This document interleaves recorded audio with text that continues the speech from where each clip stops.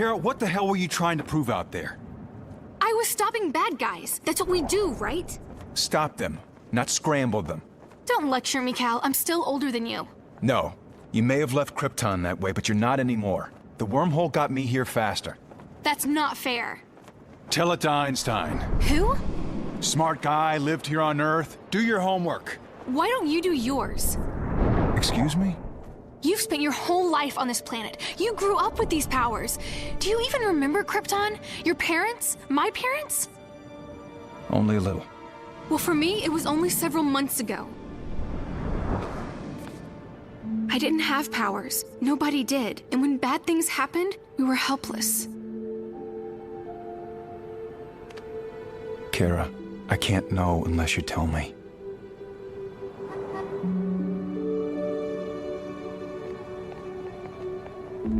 Ask regular people down there how they feel when guys like that terrorize them.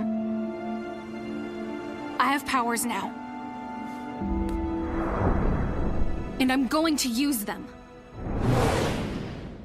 Welcome to the Superhero Cinephiles podcast. I'm your host, Perry Constantine, and welcoming back a returning guest, and that is fellow podcaster Anthony Desiato. Anthony, how you doing today? I'm doing well, man. Thank you for having me. Thanks for coming back on. Always a pleasure to have you on the show. So people know you from Digging for Kryptonite, and in a bit of a twist, we're having the Superman podcaster on this show to actually talk about a Superman movie for once, since usually we've been talking about Marvel movies every time you come on.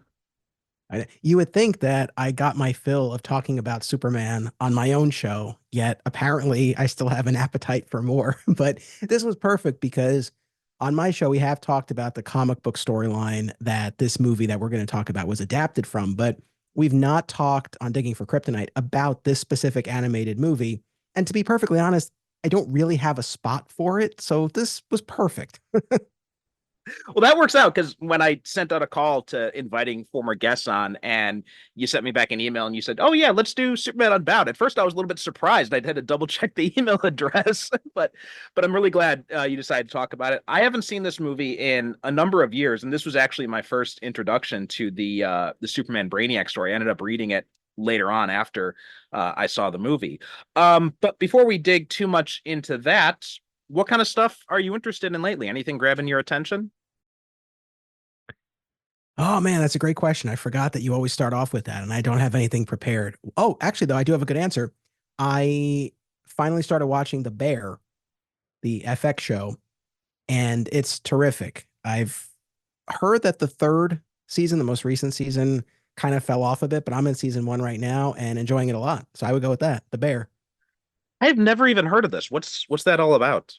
Oh, yeah. So it's Jeremy Allen White, and he plays this chef who comes from a high-end restaurant who comes back to his family's small town restaurant and takes over and deals with all of the personalities and challenges that arise there. So it's like technically a comedy, but one of those ones that kind of walks that line between comedy and drama. So it's set in Chicago, so a big city show, but the restaurant itself is kind of like a neighborhood joint sort of thing. Oh, that's really cool. I'm gonna have to see if that's available anywhere here because I know a lot of the FX stuff is available here on like Hulu or Disney Plus. So I'm gonna have to look into that. For my part, there are actually two things that I'm in that really caught my attention. First off is I finally watched. I got to see Deadpool and Wolverine. My wife had some impromptu vacation time, so we got to take a day off and go see it while the kids were at preschool. And I'm not sure if you've had a chance to see it yet, but it was so much fun. Like it's just two plus hours of nothing but pure fan service and surprisingly a surprisingly moving tribute to like all the non-Marvel Studios movies because we got lots of cameos there. I'm not going to spoil anything for those who haven't seen it, but lots of great cameos from like the Fox movies and some of the other non-Disney Marvel movies. Some very surprising ones. The storyline involving Wolverine was great. Bit of a question mark at the end as to how this is going to fit together in the MCU now, but overall I loved it. I thought it had a lot of the same energy that No Way Home had, and it had a lot of what I had hoped the Flash was going to do. So it was great to, and also at the same time, it was kind of making fun of these types of multiverse things. So it was kind of it was a nice little treat, and it was just pure fun. I was freaking out at all the cameos in the theater, so much so that my wife was like completely surprised at some of my reactions. Oh, that's amazing. I have not had a chance to see it yet. I'm hoping to be able to get to it next week, ideally. But I can't wait. And you've sold me on it even more. I'm really excited. Yeah. And the other thing is my wife and we started watching the last season of Cobra Kai. And we're about, I think, like maybe 5 or 6 episodes in so far. And that show, I'm always amazed at how great they do the cliffhanger stuff. Like every time I'm watching, I'm like, okay, yeah, this is good. I think we'll be done after this episode. And then they throw something at us at the cliffhanger. I'm just like, next one's only 30 minutes. Let's go with the next one. I know. So now you're finishing season 5, and then you have the first chunk of season 6, or you're in the season 6 batch? We're in the season 6 batch. We're like in Okay. like 5 or 6 episodes into season 6. Okay, because we're current on that as well. Because I know they're releasing the 6th and final season, 15 episodes released in 3 5-episode chapters. Oh, really? I didn't realize all that. 5 of we've watched all 5 of season 6 that are out so far, and yeah, I'm right there with you, man. It's so good. It's so good. Yeah, yeah. You know what I realized, and you're the perfect guy to come on at this moment when I'm watching it, because when I'm watching the power couples together, you know, Sam and Miguel and Robbie and Tori, and when they're in that this like amusement center, one of the things that struck me is I'm just like, you know what? This would kind of have the makings of like a really good Power Rangers revival with these characters.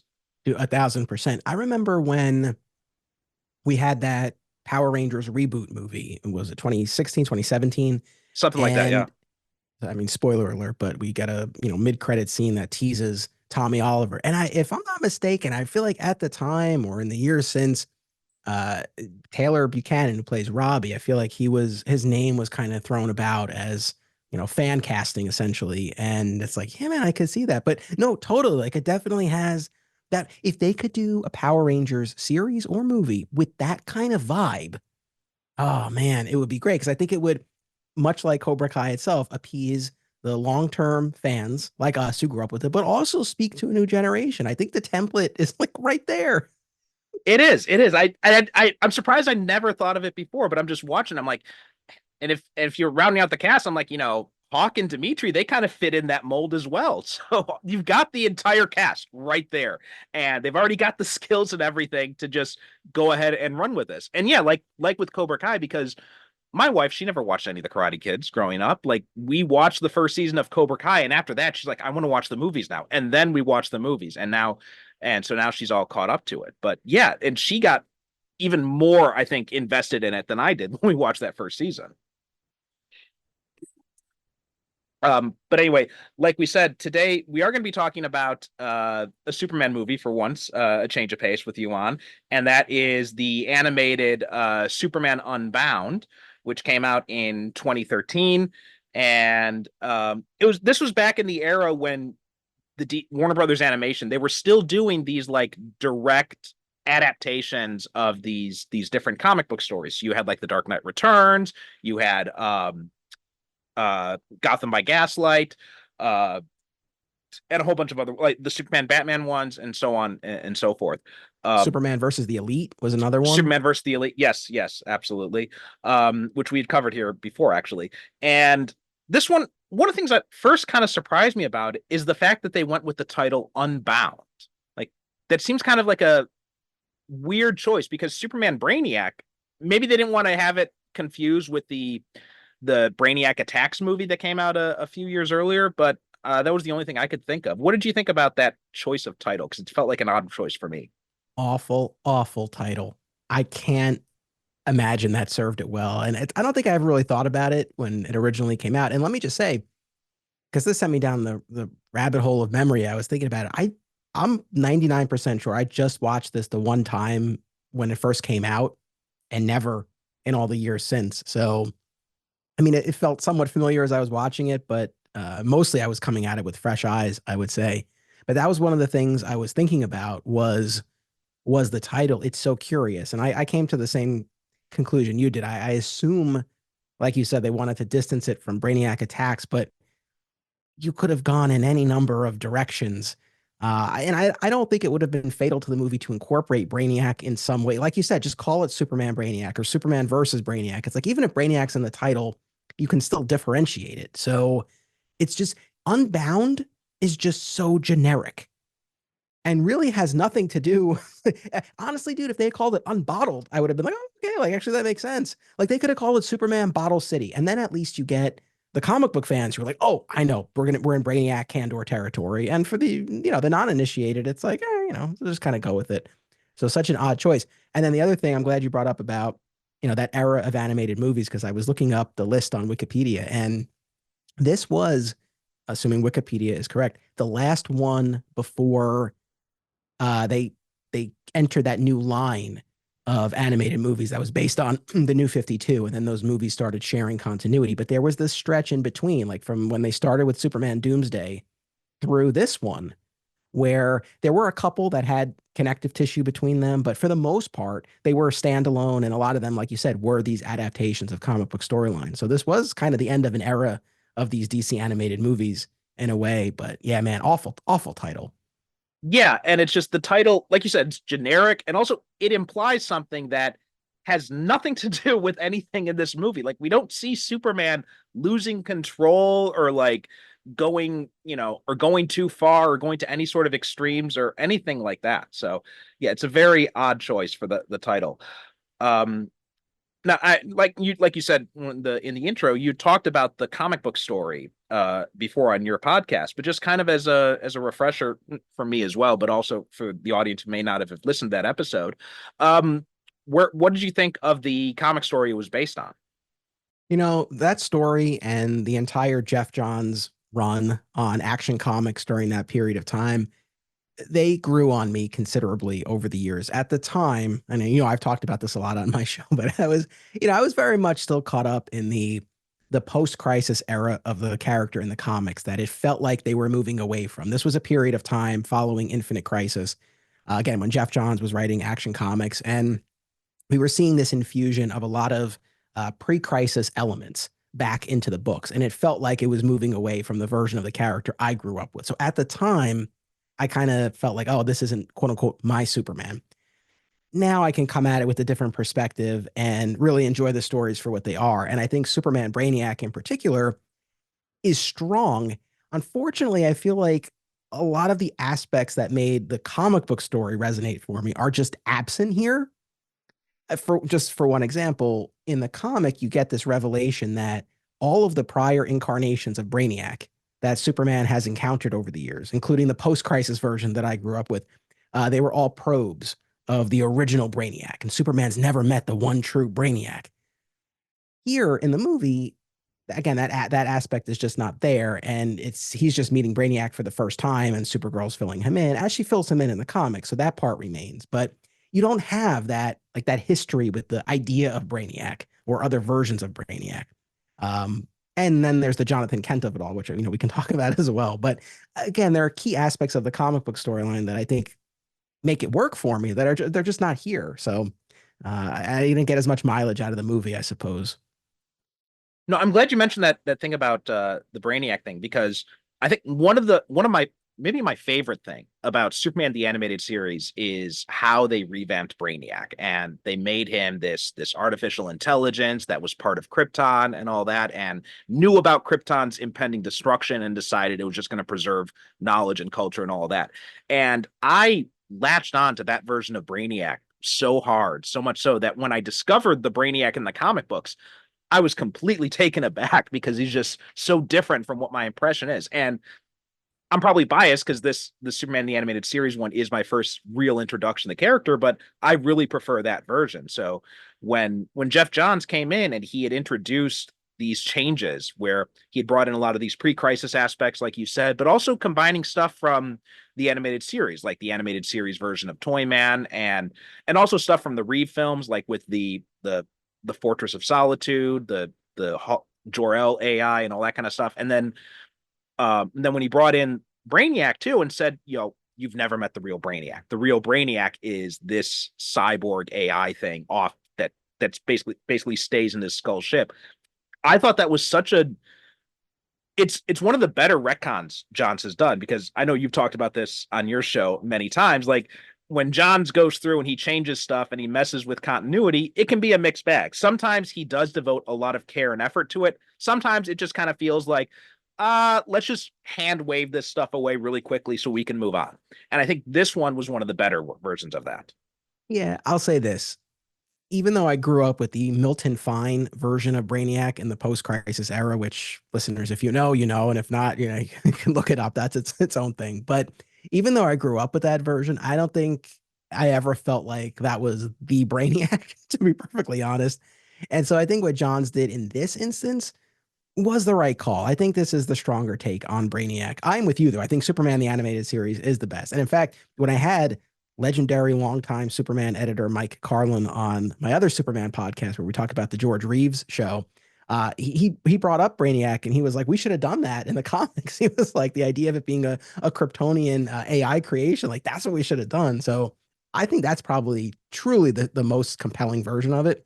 But I think what Johns did work. Now, when Johns would then play like the exact same card with Toyman in his Action Comics run. That's where I'm like, all right, how many times are we going to do this where you find out that you weren't really dealing with the real one all along? So I think there's a line and there's a balance to be struck, but I think it worked well in the case of Brainiac. Speaking of Brainiac, have you read the House of Brainiac crossover? Is that a more recent thing? Yeah, it's very recently concluded in the Superman titles, written by Joshua Williamson. Okay, no, I'm only up to what was it? Supercorp is like the most recent one, I Okay. think. No, you're not that far off then. But when you get there, I don't want to spoil anything, but when you get there, just in terms of seeing these multiple versions represented, I think you'll be quite pleased. And I actually, if you'll indulge me a quick plug here. I have an episode coming up on Digging for Kryptonite with our mutual friends, Bernie Gersmeyer and Justin DeVoe. And we recorded in studio. We had a lot of fun and we talked all about it. But I think you'll enjoy that one. I'll be curious to hear your thoughts after you read it. I'm really looking forward to that, and to that episode. Like I saw you posting the photos of all three of you together, and I've been playing email tag with them, trying to get both of them back on at some point in the near future. So hopefully we can get that going soon. Now back to this movie. Another thing that was one of the things that really drove me nuts about this was the character design of Superman. Just like it's just, I think like I thought all the other characters I think look great. I think the animation, all the other characters looks great. The design looks great, but Superman, it just feels very weird. I think he's too bulky, I feel like, and like maybe like a little bit overly muscular in a way it's not like the Ed McGuinness style one where it works in a weird way. This one, it feels off. And also his face is just way too long and way too angular. So it just kept distracting me the whole time. How did you feel? Dude, 1,000%. So long, angular, lanky, like those are the words that I kept coming back to. I mean, there are separate scenes where he hugs Kara in this, which by the way, I've talked about this a lot too, the pronunciation of Supergirl's real name. And I've been worn down despite Smallville calling her Kara. We've heard it Kara everywhere else. So now in my head, it's Kara. So here in this, hearing Kara, I'm like, what is this? Anyway, but a scene where he's hugging Kara and then another scene where he's hugging Lois. And it's just, he is large, but I don't know. It's just like the way he was dwarfing them. It just like, it was off, but no, I had that same thought. And this is the thing that breaks my heart with these animated movies, the adaptations in particular, because we've seen instances and it was so, I don't know. It's so like hit or miss with this, where sometimes they would try to emulate the style of the artist whose work was being adapted. I think Superman, Batman, Public Enemies is a perfect example of that, where Absolutely. it's like Ed McGuinness's art on screen. It's like, oh my God, this is great.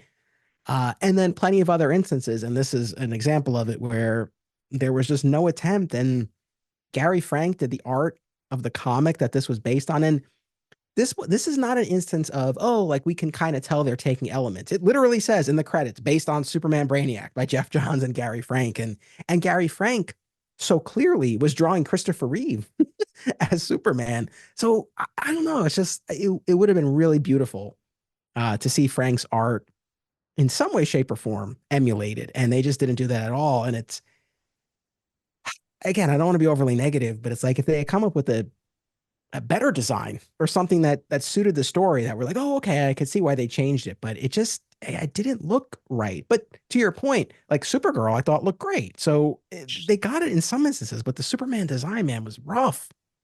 Yeah, and you know what? It I was thinking about that too when you talked about the other movies and how the ones in this era, they had ones that, like Public Enemies and like The Dark Knight Returns or The New Frontier, where they perfectly captured that art style. Even if it wasn't like an exact one-to-one translation, it was evocative enough that you were able to kind of see where it came from. And then you have other ones like this one, and also like Superman versus the Elite, where I'm just kind of like, what were they thinking with these designs? As much as I love Superman versus the Elite, the design of it always throws me off. No, I agree. And I don't know what the answer is because how do I put this? If they, like, let's say, even if the movies weren't sharing a continuity, but let's say they still came up with one set of character designs and that's what they used for all of them. It's like, okay, like I get it. Like I'll go along with that. Like they're not necessarily in a shared universe, but they're not going to redesign the characters every time. Right. But they end up redesigning the characters every time. And so if you're going to do that, even if it's not a one-to-one match, to try to bring some of that flavor when it is a direct adaptation. Because again, the examples, we've cited now, Public Enemies, New Frontier, it's like it goes such a long way. It adds this whole other dimension to it. And it's one of the things where, as we get deeper into these animated lines, like that, I think it's technically called the DC Animated Movie Universe, the DC AMU, the one that's based on the New 52. Yeah, I mean it's so weird because you have the DCAU or the DCUA, which the Bruce Timm one, which I can never remember which one it is. I always alternate back and forth between them. And yeah, that one where it was like very similar, but it's still like they're both kind of a mouthful. And then thankfully the Tomorrowverse stuff just made it very easy. Yeah, but the DCAMU, the one based on the New 52, like they did so at least, I mean, the one adaptation that immediately comes to mind is Hush. And then the Tomorrowverse did Long Halloween. And it's like in both of those instances, they made them kind of fit within their shared movie universe that was going on. And the But it's death and like, oh, rebirth of Superman too. yes, exactly. And in all of those instances, and again, the Death and Return in particular, I did enjoy those adaptations, but it's like, oh man, like I wish these could have been standalone and we could have just had the art styles from the books. So I don't know. All that being said, for this in particular, this is an especially curious choice because it's not a movie that's part of a shared universe. It's a standalone and it's an adaptation. And why they didn't go in the direction of the Gary Frank art or even something close to it, I don't know. But I do think the final product does suffer a bit for it. Yeah, it was very distracting to me the whole time. But along with that too, about some of the choices they made with, again, this being a standalone movie. Another odd choice for me was you'd mentioned the Jonathan thing, which we can talk about too, because he's just completely absent from this, not even a presence at all. But the other thing that struck me was the decision to have Lois and Clark in a relationship, but having it be secret as opposed to having them be married, like in the original one, which felt very odd to me because and I might be misremembering, but didn't they have something similar with that in like Superman Doomsday as well? So I recently guested on another podcast, and it won't be out until next year, but we talked about Superman Doomsday. So I literally watched these two movies within the span of a few days. And yes, in Superman Doomsday, the very first when they started this line of original animated movies direct to DVD, it was a similar type of dynamic there. The distinction was that Superman and Lois were in this relationship, but he had not yet told her that he's actually Clark. And she had pieced it together. It was sort of like this open secret between them. But the way the movie spun it was like this was the one part that he was still holding back. And he framed it in terms of, oh, I'm trying to keep you safe. Her take on it was that, oh, you're like a typical Earth male. You're afraid of commitment. Regardless of your interpretation, it kind of represented that last piece that he wasn't willing to kind of share to take that next step with her. And so it was weird jumping from that to Superman Brainiac or Unbound because it was a similar type of thing. I mean, again, the angle on it was different, but it was still this idea that, I mean, here that's so weird. It's like here she in Superman Unbound, she knows that Clark is Superman and they're in a relationship, but he won't let her go public with the fact that Lois and Clark are together. This bugged me to no end. I get what they're trying to do. I think it's this idea that just like Brainiac is bottling these cities, Clark is trying to bottle this relationship and keep it safe and keep Lois safe. I get that, but it's just weird. It's one of those things. It's like, dude, why do you even have a secret identity then? Like, is that is this not the whole point? It was weird. It just like it felt very artificial. And like I try not to be a comic book nerd about this stuff, but again, if we're talking about an adaptation, that's kind of the other thing that kicks in where it's like, well, in the comic that this is based on, Lois and Clark are married, like everyone knows they're married. So it was just like a weird, I don't know, man. It was a weird angle to take. I really didn't like it. And I don't think it reflects well on either of them, but especially Clark. No, I agree. And like I understand when you're doing these adaptations and you're going to make changes to make it easier for the viewing audience, like for example, Superman versus the Elite. There's this whole scene in that original comic with Martian Manhunter coming in and all that, or you have other characters, other heroes involved and that kind of stuff. And they took all that stuff out of it, which I understand. Or in All-Star Superman, they took out the Jimmy stuff, right? It made sense to me. But in this, it's not like Superman and Lois and Clark being together is a big leap for the non-comic reading audience. Like it's something that we saw on Lois and Clark, we saw on Smallville, so people are willing to accept that aspect of the characters. So that seemed like an odd choice. They're going to say like, well, we're not going to have them together. And it does just seem this idea that they wanted to kind of force this parallel between Superman and Brainiac, where, like you said, Brainiac's bottling these cities. He's trying to keep things as they are. And at the same way, Superman, with his overprotective nature, he's doing that with Lois and their relationship. He's doing that to an extent with Kara as well. And yeah, that characterization of Superman really just kind of drove me a little bit nuts as well. Yeah, it was weird. And I think they should have just focused on the Supergirl aspect. And that, I mean, that generally, I think that track that had probably had the closest parallel with the comics where she has the history with Brainiac and the knowledge of Brainiac and the fear of Brainiac. And here in the movie, they really play up this aspect of she was powerless on Krypton when Brainiac attacked. And now she has this power and she's going to use it. And she's a little bit more, kind of, I don't want to say brutal, but, she's really kind of goes for it, right? In her, as she dispenses justice. And especially when Superman's off world, you see her going after really inserting herself in these geopolitical affairs. And that was a whole other angle that didn't really get unpacked to the extent that I thought they might in this movie, because it was an interesting idea. She intervenes in North Korea, for example, and it's like, oh, is this going to lead to some political intrigue? And, they just really don't go down that road. But like, that's the aspect of the comic that I thought they were truest to, and probably the most interesting. And they could have, I don't know, they could have focused more on that. And that might have served them better as opposed to this Lois hiding the relationship angle. Yeah. Although I will say one of the benefits of hiding the relationship angle is that we do get that funny bit with Steve Lombard in the beginning of the movie, which Diedrich Bader does the voice of him. And I thought he did a perfect job in all his scenes in this movie. Yeah, he was a lot of fun for sure. It was cool to see him pop up. And I definitely want to talk about the Supergirl part of it, because there's a lot of stuff I want to talk about with Supergirl. I thought I really enjoyed what they did with her, but we're going to take a quick break and we will be right back. Since you're listening to this show, I already know you love watching superhero movies and TV shows, and you just might enjoy superhero comics. But how about superhero novels? I'm giving away 2 free superhero novels and 1 free superhero short story.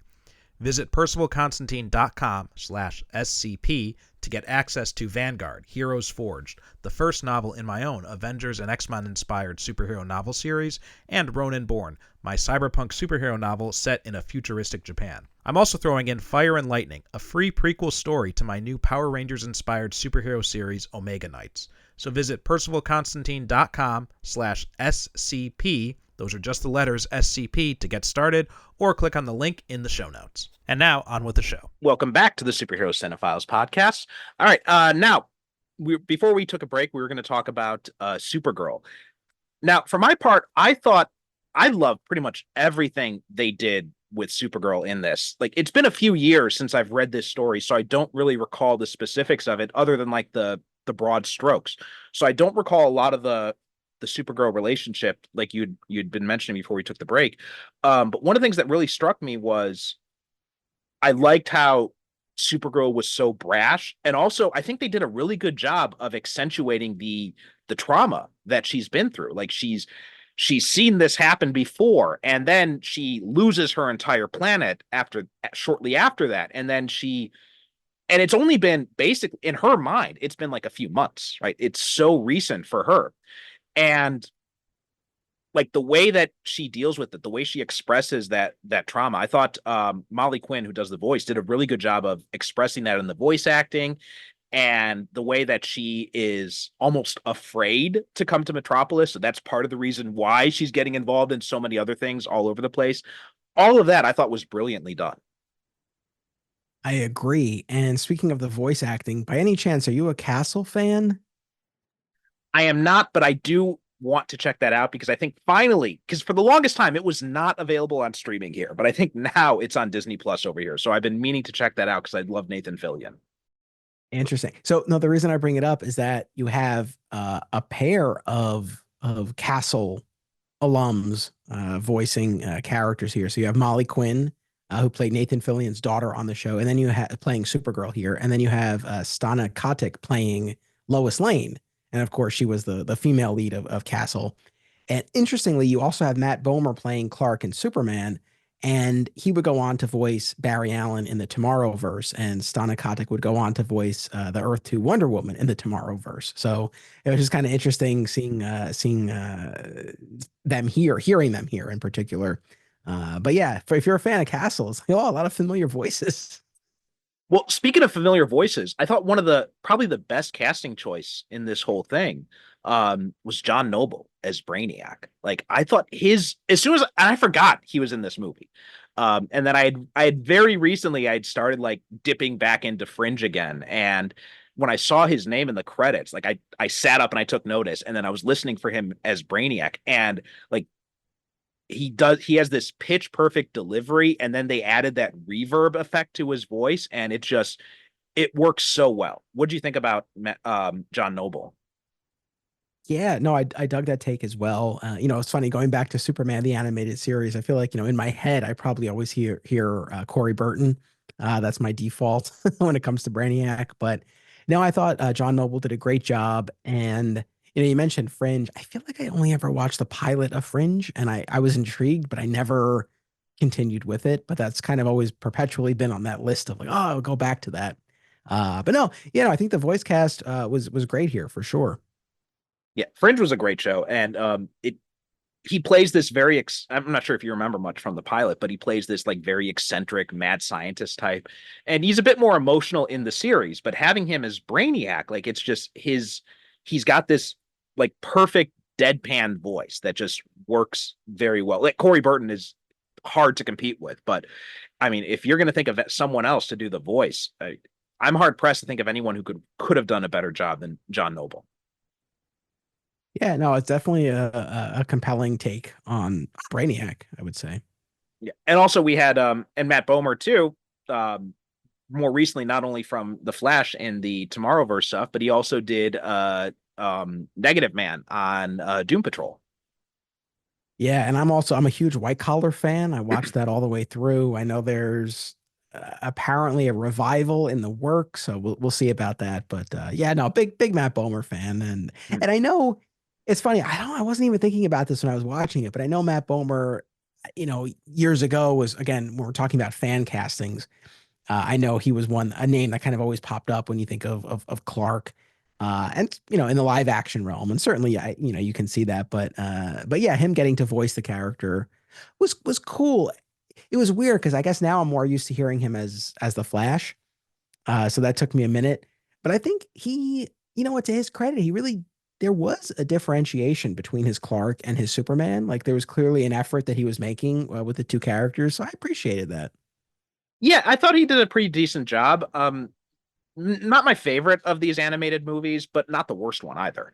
Stana Katic as Lois Lane, I really liked her performance too. I thought she did a really good job of like conveying like Lois's tenaciousness and her like headstrong qualities, while also calling Clark to task for being unreasonable with his bullshit. Yeah, no, I agree. I agree. Yeah, I feel like her vibe here was not it was not entirely dissimilar from her character on Castle. Like, it kind of felt a little bit in that vein. But yeah, I liked her a lot in this. And I had totally honestly, I had totally forgotten about her and Molly Quinn. I'd for the Castle connection was completely out of my head. So as I was watching it, I was like, oh, like that's pretty cool. Yeah, I thought they both did a great job. And also, like I was saying, the designs of both of them I thought were great. They use the pre I guess we call it the pre New 52 version of Supergirl here, where she had the midriff and the blue skirt, which is not my favorite design, but I thought it worked for what they were doing here. Um, and yeah, I just love the scenes when she's going into like North Korea and she is pushing things further. And Lois's delivery in that opening scene when the terrorists are taking her prisoner and Supergirl's the one who turns up, and Lois like, hey, you should probably be more afraid of her because she's young, she's headstrong, she's kind of got no time for any bullshit.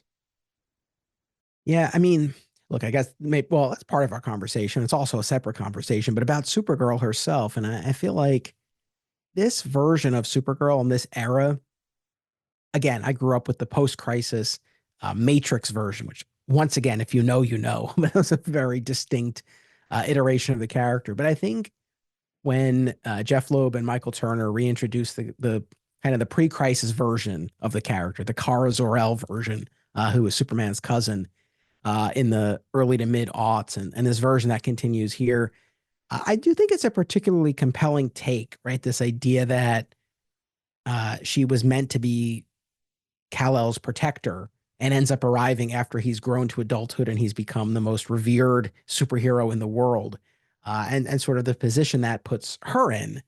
And then here you have the added layer of the Brainiac piece where she has this knowledge and this fear.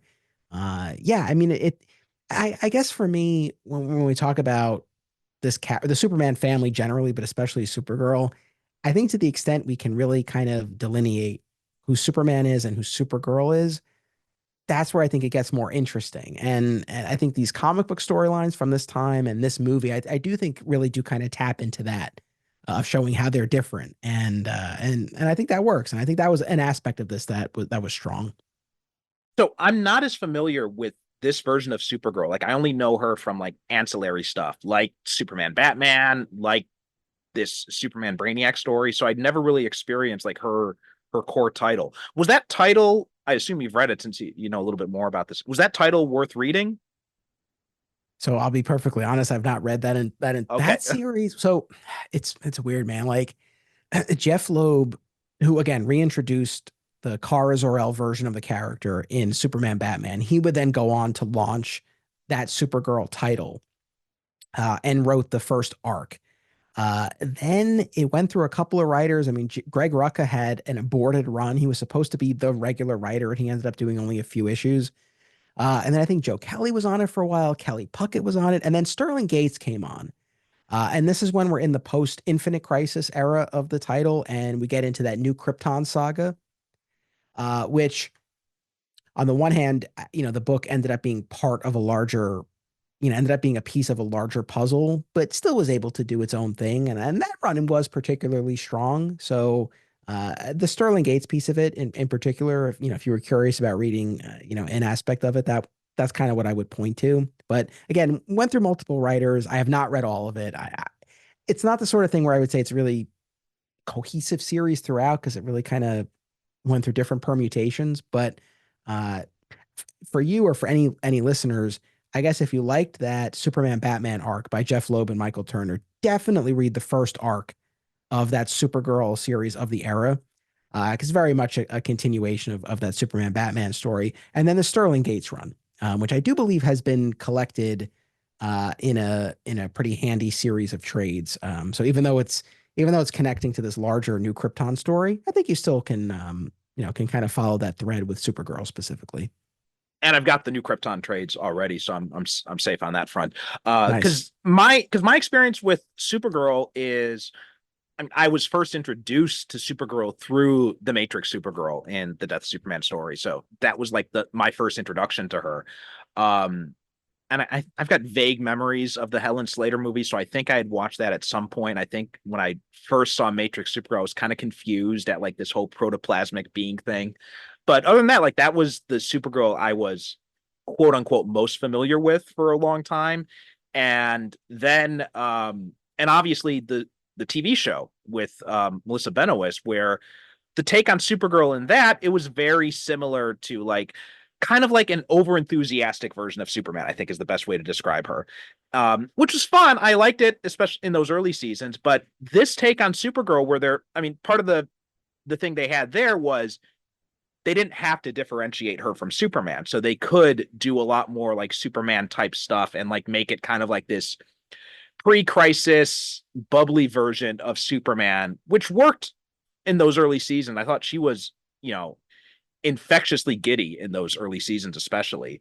The stories kind of lost me in the later seasons. I still haven't finished that final season, but this take here and watching how she acts in this movie, just in this movie alone, made me very curious about this take. And you said, as you reminded me, that did come from the comic book. So I am more curious in her comic book run from this era than anything else, because I think you're right. I think having some sort of differentiation between Superman and these other characters in the super family is really necessary. That's one of the reasons why I gravitate so much to the Connor Kent Superboy. And so I am very curious now to look at those Supergirl comics from this time. Yeah, I mean, I check them out. I think it's funny, like yourself, right? My introduction to Supergirl was that post-crisis protoplasmic matrix iteration, who then bonded with a human and became an Earthborn angel. Like, it's weird, man. It's so weird and out there. And again, for for audience members of yours who are like, what are you guys talking about? I think that's why we ultimately went back to the version who's Superman's cousin, because it's a much quicker, cleaner explanation. But we have the same starting point, and I feel like I've always kind of had a weird sense of Supergirl because of where I started. But I did find that Kara Zor-El version that was reintroduced in the early to mid 2000s to be particularly compelling. The Supergirl TV show, I enjoyed the early seasons. I fell off as it went along, and I do think that she was a tremendously endearing version of the character. But yes, ultimately, like you said, because they didn't have to differentiate, we didn't get Superman introduced until a little while in. Ended up being a very Superman-esque version of the character. And I don't think that's the sweet spot for Supergirl. I think you really do want to drill down on what makes the character distinct. And it's the fact that she didn't grow up here. I mean, again, I don't want to take us too far afield, but like that was the biggest thing with the Supergirl show, was that she got here when she was older, but then she was raised, she spent her, formative adolescent years being raised by humans. And so she ends up having a very like Clark Kent-esque upbringing, to an extent at least. And again, I think where the character shines is where you really drill down on the fact that she was born on Krypton. She knew Krypton. And again, that she was meant to be this protector, and then ends up being like the little sister, so to speak. So I think that's what makes a more interesting version of the character. And again, like that's what you get here. Yeah, I think so too. That aspect you said, like the protector aspect, where that's been inverted now. So she just gets back here after, and like immediately her whole impression of what she was supposed to do is completely inverted, and she gets thrust in this little sister role. And also, like you said, she's got this, like we'd said, she's got all this trauma from losing her world and the whole Brainiac stuff. So it makes sense for her to be like even, a lot more brash and a lot more, overprotective than Superman, which I think too is kind of a missed opportunity here, because you could have done those overprotective aspects that they give to Superman's character. I think it would have worked better if they gave that to Supergirl instead. Yeah, I agree. And just as a side note, have you read the Supergirl Woman of Tomorrow miniseries that Tom King Yes. wrote? Which will be the basis allegedly of the upcoming Supergirl movie. But like that really taps into that trauma that she's experienced. So yeah, it's funny because like when you talk about the Superman family, whether you should even go down that road or not, and the comics have gone back and forth. But yeah, it's like when you can carve a specific path or lane for each of those characters. That's right. Like, yeah, like there's room for all of them. And so something like Woman of Tomorrow and, and these stories we're talking about, I think do that. Yeah, I think so too. And, just my personal thing, I think it was kind of a missed opportunity to age up John Kent, and where I think like even like his sexuality stuff, I think would have really worked with Connor from like all the fan gossip about him and Tim over the years. And I think you could have done a lot of that stuff with Connor instead and keep John as a kid. And I think that would have made for a much more interesting dynamic. I'll say really quickly, I've really been enjoying the current Superman titles. Honestly, like we mentioned, House of Brainiac, I've been enjoying this era of the books, but Connor and John, visually at least, like it's kind of hard to tell them apart sometimes. Like they occupy a very similar space now in the Superman books, and I don't think that's a positive. And I think had you allowed Connor to remain the older Superboy, and then you have this young John Kent, now you kind of have space for each of them. So yeah, the aging of John Kent continues to be a sore spot. Yeah. Even though I like the older John stories that we've gotten, but it's like, I don't know, we could have gotten there eventually. Like I really don't love the shortcut that they took. Or we could have gotten it as like an Elseworlds type thing or something like that. But I felt the same thing when I was reading I can't remember which one. I can't remember if it was the Metallo one or the Supercorp one. But when John has this like anxiety about the super twins, I'm just like, this story probably would have meant a lot more to me if it was Connor and a young John and that conflict, because Connor's not really Clark's son. He's this clone instead. And then you've got the real son coming along. So I think that would have made for at least for me personally, I think it would have made for a much more interesting dynamic. And then too, like I said, the sexuality aspect, now that you've got that with Tim, you could have had Connor and Tim, and I think that would have made a lot more sense. You probably have a whole contingent of, there would be backlash, but there would also be a contingent of fans who would be all there for it. So, oh yeah, no, but like your point though about the biological son versus the clone / adopted son or little brother or whatever you want to call it, I think that is a compelling dynamic. I mean, the super family has really grown in the books, kind of as that are going on right now, and I remain split on whether that's the best or not. Yeah, I think they maybe, I like some of the expansion, but I think maybe they expanded it too much. But ultimately, like taking this back to this movie, having those specific lines of differentiation between these very similar characters is very important, because otherwise you do get a sense where when we had Supergirl on TV and then Superman showed up, it was while it was fun, I love seeing Tyler Hoechlin in those early episodes. It was also kind of an idea of like, well, they're basically the same. There's not much differentiation going on here.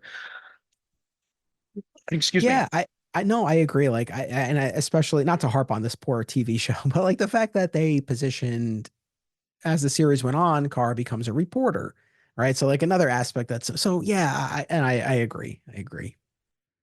Now to take it back fully to this movie, the Jonathan Kent aspect of it, and that was, I do remember, like, even though this story has faded in parts from my memory, like the two big things I always remember from this story are the changes they made to Brainiac and the idea that Superman had never encountered the original Brainiac. And the other thing I remember is Jonathan's death. And what did you feel about the fact that they completely excised Jonathan? It was weird to me.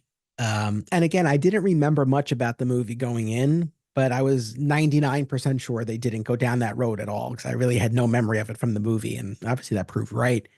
But yes, the comic book storyline that the movie is based on culminates in Superman rescuing and enlarging the bottle city of Kandor from Brainiac's ship at the same moment that Jonathan Kent dies.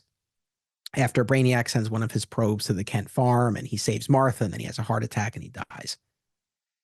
And look, at the time in the comics, I was not the biggest fan of the killing of Jonathan. I love both parents being alive and being there. And at the time, I felt like, well, this was Geoff Johns trying to bring the current version of the comics in line with the Richard Donner movies. I've since relaxed my position a bit. And in going back to the Superman Brainiac storyline, I think there is something very beautiful, tragically beautiful about this notion that he is regaining this connection to his home world as Kandor is saved and enlarged. And then that gives way to this new Krypton storyline where Kandor, it becomes its own planet and of course comes into conflict with Earth. And it's like a 2-year saga. But hand in hand with that, literally at the same time, he's losing his Earth father. And the juxtaposition of that is tremendously compelling. And here it's just completely omitted. And even if they didn't, and it's just, I don't know. It's odd to me. I'm curious, like your take. Do you think it was just they thought it would be too upsetting for viewers, particularly younger viewers? And even if they didn't want to go so far as Jonathan dying, they still could have had scenes of Clark and Jonathan or Clark and Martha. I mean, we get, the Martha Kara scenes, right? And those are solid. But literally the only time you see Jonathan, he's snoring on the couch. It was such a baffling choice to me. What did you make of it? No, I felt the same way. And, I mean, a lot of times in these Superman adaptations, there's Martha kind of gets shortchanged. So it's nice that they gave her at least some attention. Because, and I also like what they did with her in Superman and Lois as a result of that too. But it was curious to me because, yeah, and I do recall wasn't there a scene in the original story of like Clark and Jonathan talking about this stuff too? And I think especially when you've got this thing about Superman being so overprotective, Clark being so overprotective about Lois, about Kara, I think having some sort of interaction with someone calling him to task for this, who's not one of them, but is someone outside of it. And like, especially Jonathan having had that experience of being an overprotective father, like we've seen in a lot of different versions of him. I think having some sort of interaction there would have been important, especially with this overprotective aspect. If you have this contrast of Superman, trying to restore Kandor while at the same time Jonathan is dying, and maybe that helps him realize that as much as he tries, he cannot protect everything. I think that would have also had a much stronger way of getting that message across. It's this weird thing where, understandably, right, Clark needs to have some sort of emotional arc in this story. And again, I think the comic book basis provided one that for whatever reason, the filmmakers decided they wanted to steer away from. And so where they landed was this hiding the Lois relationship dynamic, which, like we talked about, I think it's just odd and not the right note. And it doesn't connect thematically the way I think the filmmakers think it does or intended it to. So I don't know why they left the Jonathan piece of it on the table. Like I said, even if they didn't want to go so far as Jonathan dying for whatever reason, I still think there's a way where you could incorporate the character. Or again, even if it's not Jonathan, even if it's Martha, like you can also have Martha have a scene with Clark. It doesn't need to just be Kara. Yeah, I mean, I don't know, but I think the movie does lose a little something for it, because otherwise, I don't know. Even when we get to the point where Superman is trapped in Kandor, and one thing I thought was particularly odd was that even though there's a red sun and he gets weak and he falls when he flies too close to the red sun, but he still retains at least some measure of his powers, which, once again, I don't mean to be a comic book purist, but it's like, generally speaking, one of the whole things with Kandor is like when he's in there, he doesn't have his powers. That's creates a challenge for him and makes it interesting. It's like when he's there, again, he's connected to his home world, he's around his people, but he's not quote unquote Superman in that sense. And so here I felt it was a major cheat that he retained that. But even there, like once he's in Kandor and he encounters Zor-El and Allura and they share a meal together, I don't know, there's something there, but it's still like I don't know, just from an emotional standpoint for the character of Clark, I don't think this movie gives him enough. I think they try to pin too much on the hiding the relationship angle. No, I agree too. And I also felt that about the way he escapes. It did kind of feel like Superman's whole plan was just punch stuff hard and and somehow it'll all work out. So I felt like that was kind of a disservice to the character's intelligence in a way. Yeah, and I think and also the ending too. The way he just suddenly publicly reveals his relationship to Lois and then proposes to her right on the spot was, I felt it was a little bit much. And especially how they're having these relationship conversations still while the rest of the Daily Planet is still all gathered around it. It felt a little bit awkward to me watching it. I agree. Yeah, it felt like, I don't know, overkill or a hat on a hat. It's like you could have ended with a kiss, right? And now the relationship is public and just leave it there. The proposal just felt like, all right, pump the brakes here. Yeah. And also, did I miss something, or is there not a scene of Kara reuniting?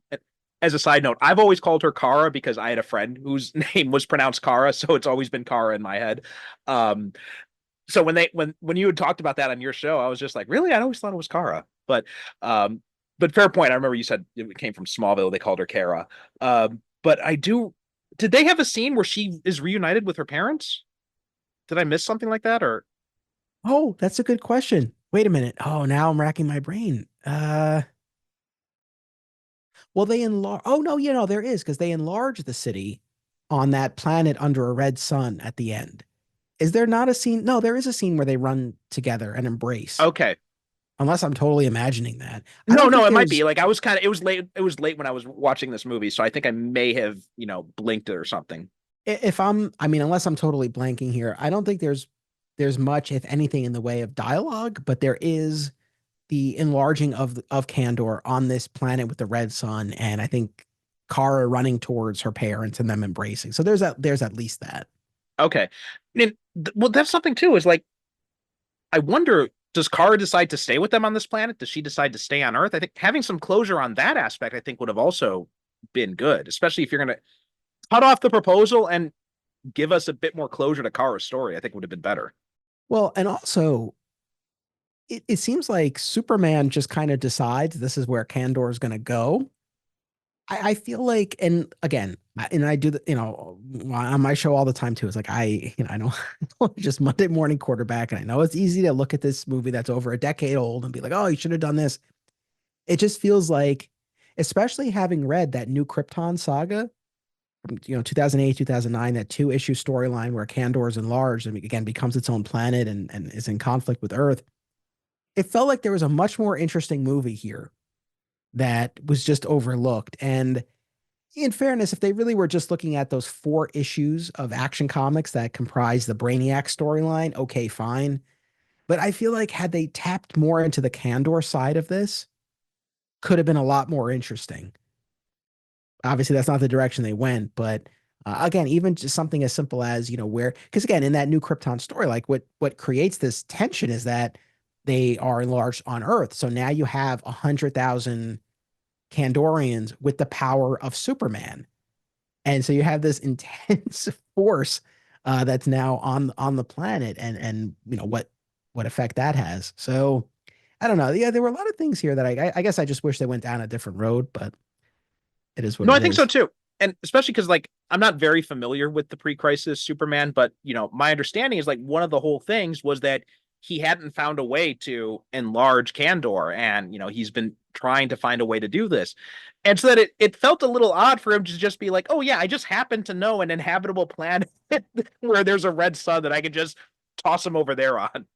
Well, that's a funny thing, where yeah, in the pre-crisis comics, it was this honestly this ongoing failure of his to restore the city to its proper size. And then eventually there's a story in the late Bronze Age where he finally figures it out.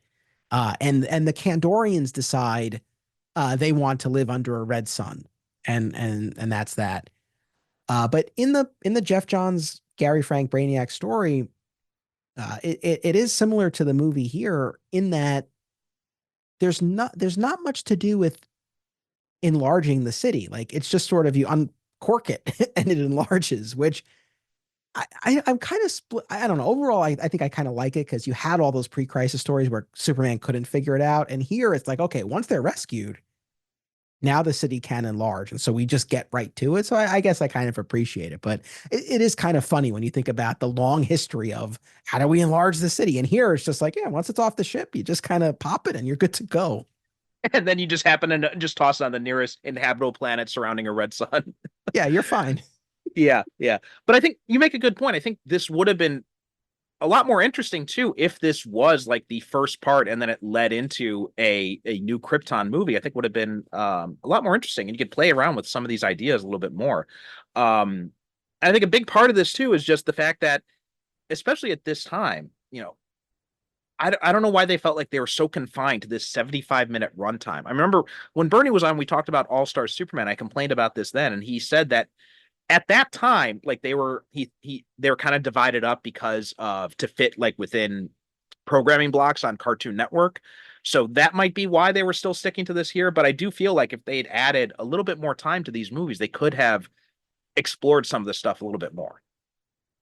That's a good. So my understanding was always that it was budgetary. I mean, the point that he brings up, I could see it being that as well. Although, I mean, I don't know offhand. These animated movies, do they often get run on Well, TV? apparently I mean, back then they did. I don't know about now. Now it's a question. gotcha. But again, like my understanding was always that it was budgetary. But either way, yeah, like that 75-minute runtime was pretty firm. Although now that's been expanded because I know the more recent ones have been more in the like 90-minute category. But still, I think there are those parameters that they have to fit within. And going back again to Superman Doomsday, there was an instance where they tried to cover this sweeping saga with 3 acts in 75 minutes, and there was a lot that they really had to shortchange to get it there. New Frontier is, I know, another example that people cite. I actually think that's a strong adaptation. I feel like they were able to kind of distill that down to its core idea. Now we've seen subsequent adaptations that have done 2-part movies, like Dark Knight Returns, like the death of Superman, and then the reign of the Supermen. But yeah, here, like, we were firmly in that 75-minute category, for better or worse. One of the more curious decisions to me was a mid-credit scene in this, teasing Brainiac's return, and it's like, for what? Like, there's, I mean, unless they were like, that's the thing I wonder though, and I don't know if you came across anything. Like, was there an idea of doing a sequel to this? I mean, I not that I'm aware of, but it seems like they had some intention based on that. So I'll be honest, I have never seen this mid-credit sequence. I never knew it existed because it wasn't a thing that these DC movies were known for. So I just stopped it after when the credits started rolling.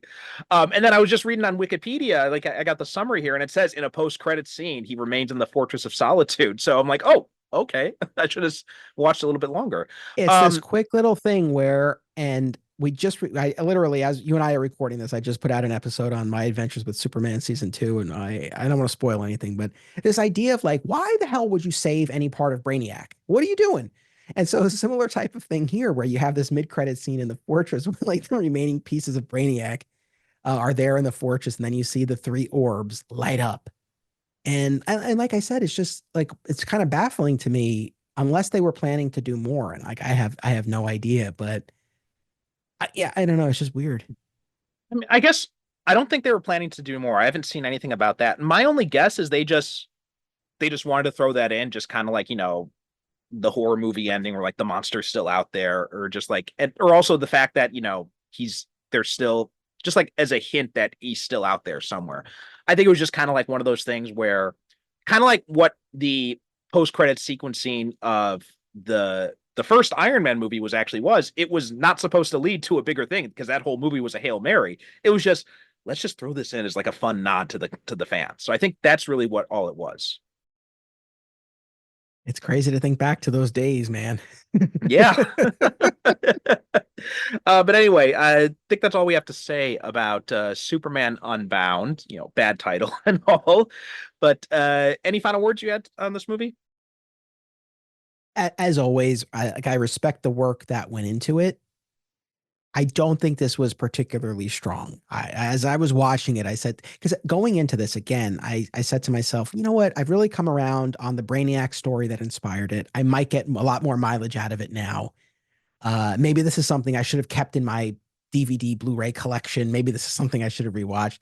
I am glad I watched it. I enjoyed this conversation. I appreciate you having me on. But yeah, as I was watching it, I'm like, I just don't think this is particularly strong. I guess if someone is particularly intrigued by Supergirl or Brainiac or both, and if you really are a big fan of that Geoff Johns, Gary Frank story, it's worth at least checking out. But yeah, I feel like they just left so much on the table, and it's not a standout for me.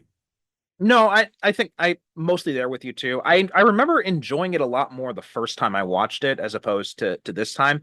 it's not a worthless movie by any stretch of the imagination. It's still entertaining enough. Like we said, the Supergirl stuff is great. The Brainiac stuff is really good. But as a Superman movie, I think it kind of misses the mark more than it hits. But anyway, Anthony, thank you so much again for coming on. It was nice to finally talk about a Superman movie with you here on the show. But why don't you tell people where they can find you? Yeah, no, thank you so much for having me. It's always fun when we can connect. So I host two Superman podcasts. There's Digging for Kryptonite, a Superman fan journey where we cover the character across time and media.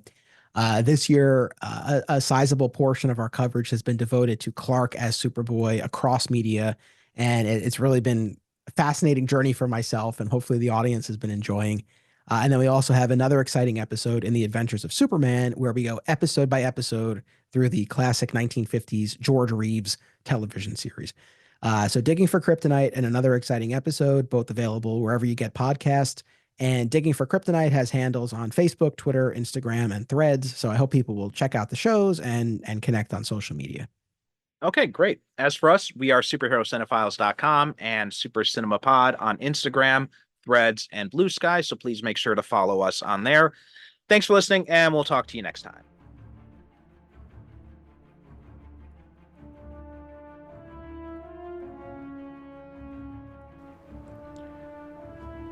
Thanks for listening to the Superhero Cinephiles podcast. Superhero Cinephiles is produced by me, Percival Constantine. The show is created by myself and the late, great Derek Ferguson, our host emeritus. Visit us on the web at superherocinephiles.com to listen to past episodes or find out how you can be a guest yourself.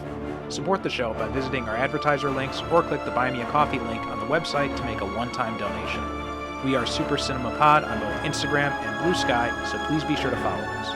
We'd also appreciate it if you could rate and review the show on Apple Podcasts and share us with your friends.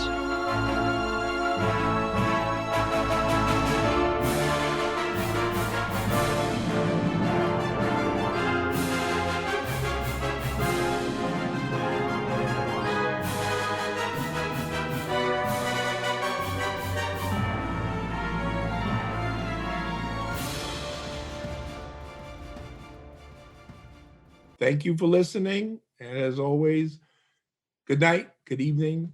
God bless.